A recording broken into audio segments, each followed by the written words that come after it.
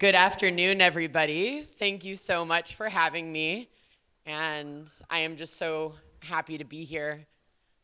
My name is Brittany Kaiser, and I'm the CEO of ALPH Capital, Nasdaq Aton. We are the first public markets vehicle that is large-scale investing in the growth of the Telegram ecosystem. But that's not what I've been doing for my entire career. I think I usually describe myself as a data rights activist, and that's probably how most of you know me. I believe that the topic around data ownership and the future of digital property rights is the most important conversation in fundamental digital rights and the future of our ethical relationship with technology. We hope we'll be able to have an ethical future with technology, and it really does center on these questions. So I really see the future of data ownership and digital property rights as essential. And I think it might be helpful for me to talk a little bit more about my background to explain to you why I'm so passionate about this topic. So I started my career as a human rights lawyer, specifically working on how you can secure in a legislative and regulatory way your rights, whether that be your human rights, your property rights. This is something I've been thinking about for a very long time and actively working on in terms of legislative drafting, lobbying, and campaigning on topics that I believe in. I've been very involved in politics and in issues-based campaigning, working for 9 different US presidential elections and elections in over 50 different countries around the world, as well as tons of different NGOs, UN departments, and charities that promote topics that I really, truly believe in and am passionate about. And for me, a lot of that journey had to do with using technology tools in order to communicate and realizing that the world's most valuable asset was the data that all of us created.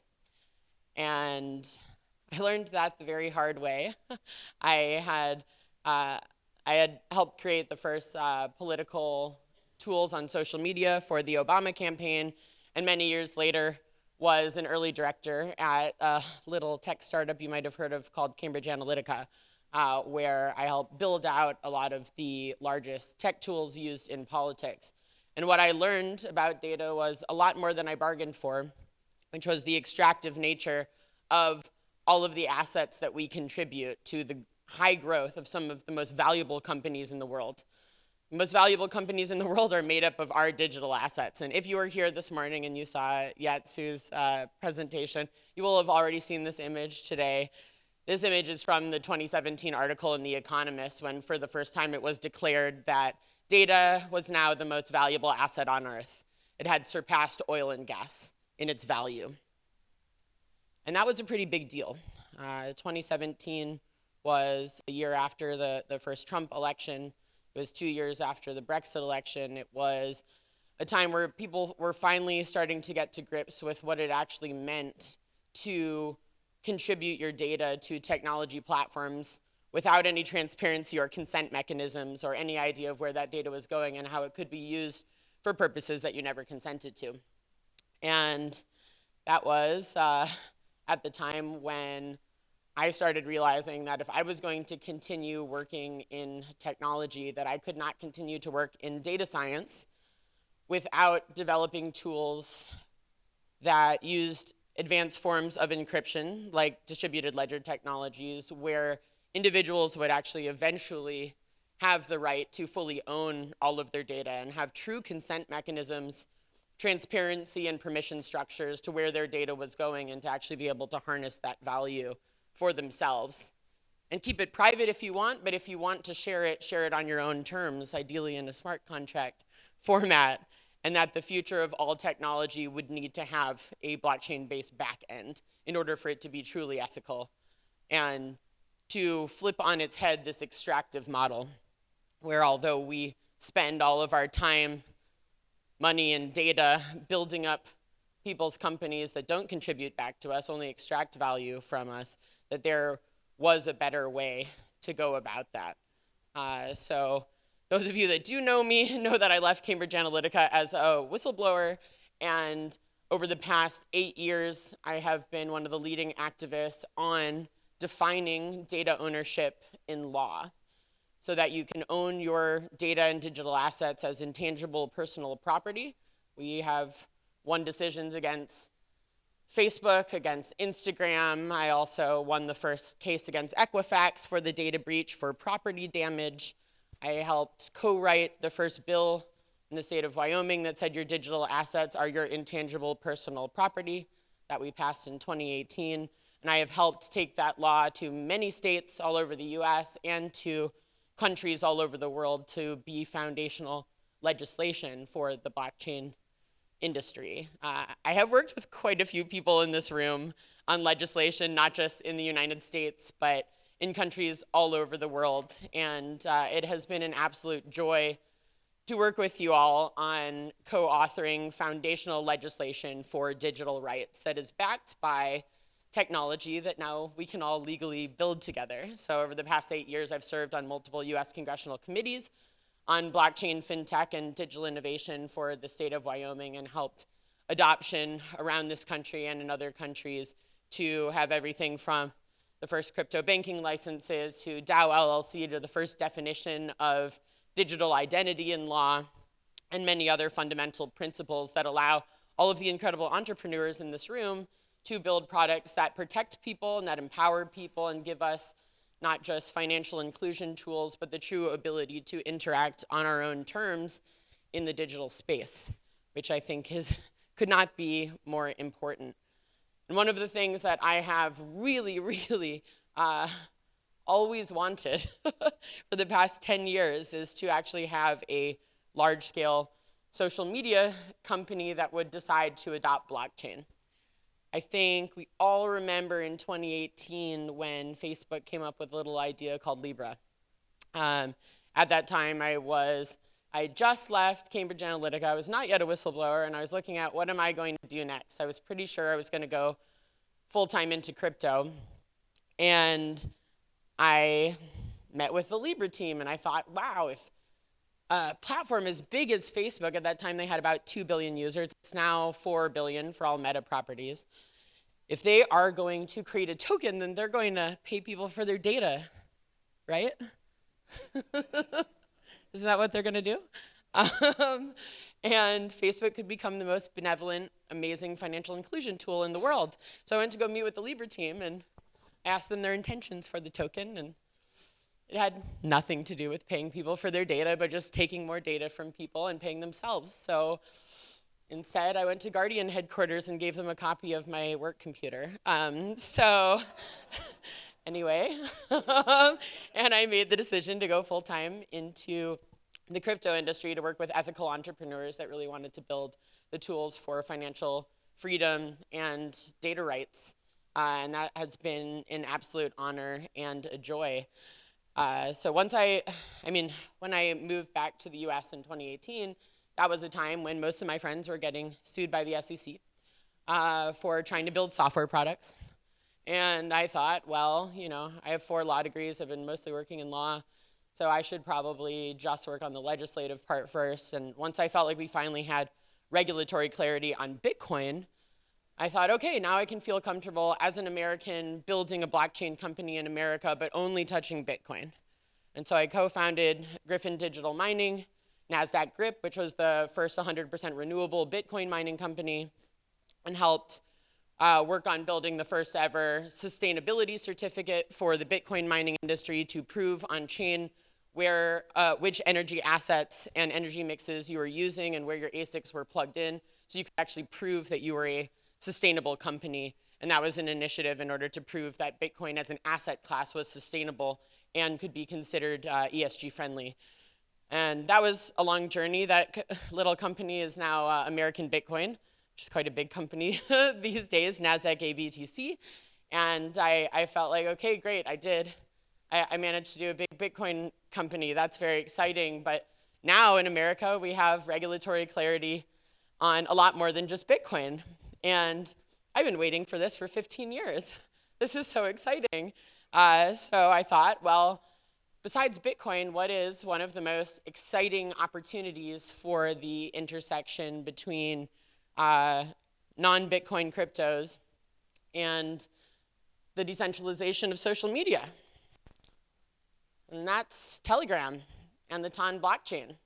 So this brings me back to what I'm doing today. I think most of you here probably have Telegram on your phones. Raise your hand if you have Telegram on your phone. Basically everybody. 87 million Americans have Telegram on their phone. And over 1 billion people around the world use it monthly. The top 5 most used apps in the world are WhatsApp and Instagram, both Mark Zuckerberg-owned properties of Meta. Then there's TikTok and WeChat and Telegram. One of those 5 is not like the other.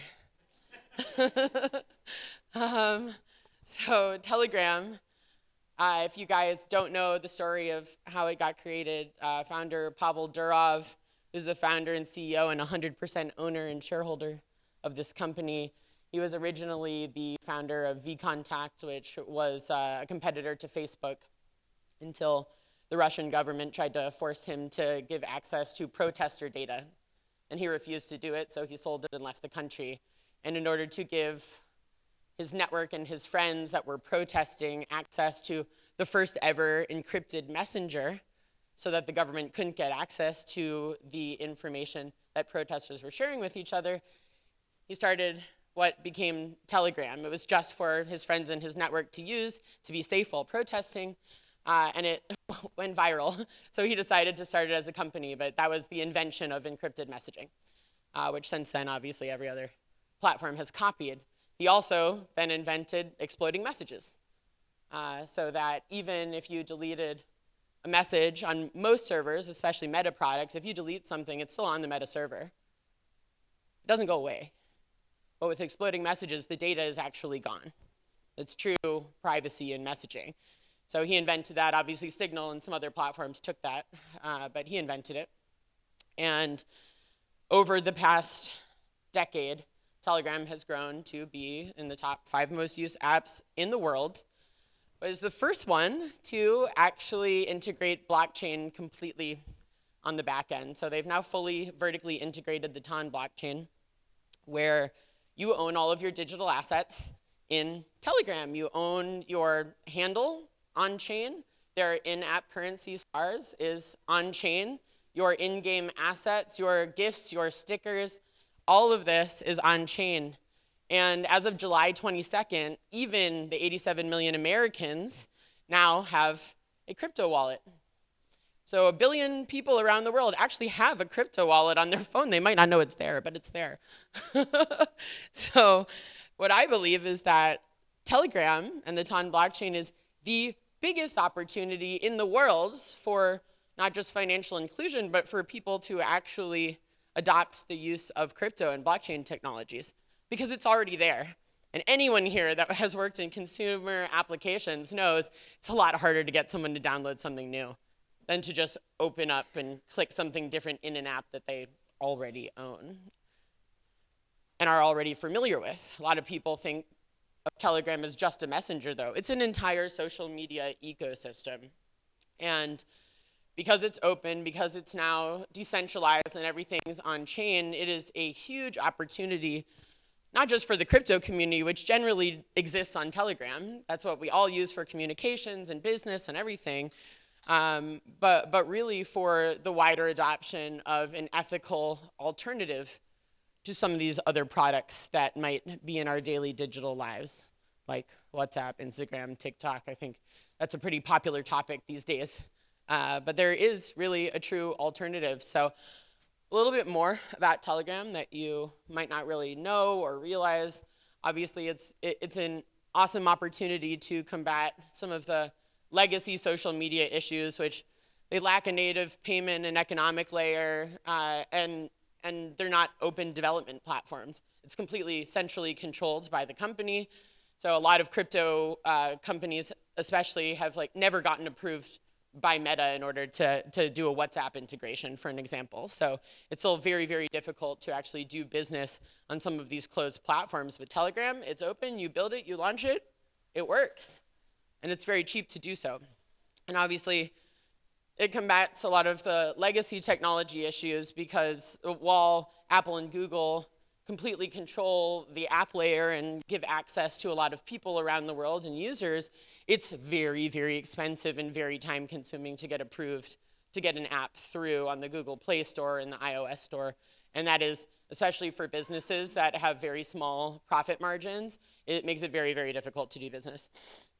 The Telegram ecosystem is incredibly exciting because of the massive user base and how easy it is for developers to participate in it. And now that everything is on chain and you can earn ton for participating, there's now that incentive to actually develop on social media, all different types of businesses and participation ways. Even yesterday, Pavel Durov, who only speaks like once or twice a year, he announced that Telegram is now launching the world's biggest decentralized private AI network. So the world only found that out yesterday morning. It's huge that Telegram, where most of the world's AI bots are currently functioning, is going to run their own AI inference network, completely decentralized and 100% privacy preserving.